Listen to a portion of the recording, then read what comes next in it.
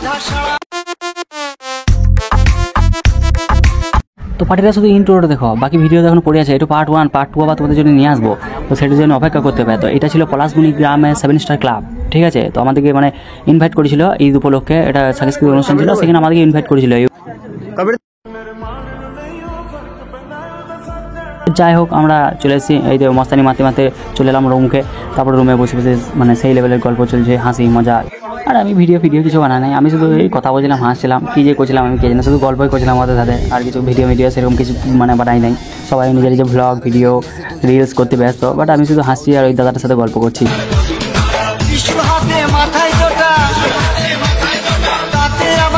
এই যে এখানে একটা অনেক বড় ইউটিউবার বসে আছে, মানে Kabir funny video 1 million plus subscriber একটা ইউটিউবার বসে আছে, ওকে নিয়ে আলোচনা চলছিল বা কথাবার্তা চলছিল। তাই আমরা মানে আমাদের এক্সপিরিয়েন্সটা দেখে বুঝতে পারছো যে ওয়াও কিছু একটা বলছি, যে এত বড় একটা ক্রিয়েটার আমাদের সঙ্গে বসে আছে, এটা আমাদের বিশ্বাসও হচ্ছে না। তো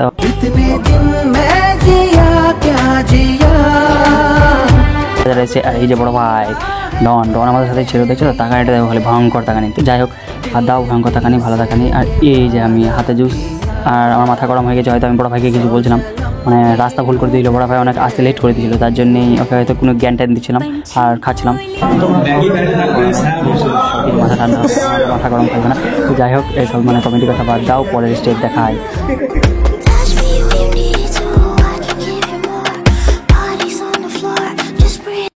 আর এই যে আমি মানে লোকে নিয়ে পুদ্দারি বলে না, তো ওরকম কিছু করছিলাম একটা, মানে তানবিদের একটা ফোন ছিল, তো ফোল্ডিং ফোন, ঠিক আছে। তো ওই ফোনটা নিয়ে আমি মানে আর কি একটু ডাইরেক্ট ফাইরেক্ট মারছিলাম, সিস্টেমের মতো আসছি ঘাট চ্যালেঞ্জ যাইঙ্গা इसमें ওইসব করছিলাম। তো বাদ দাও, কোনো কিছু যাবে না ভাই, ফোনটাও আমার নাই।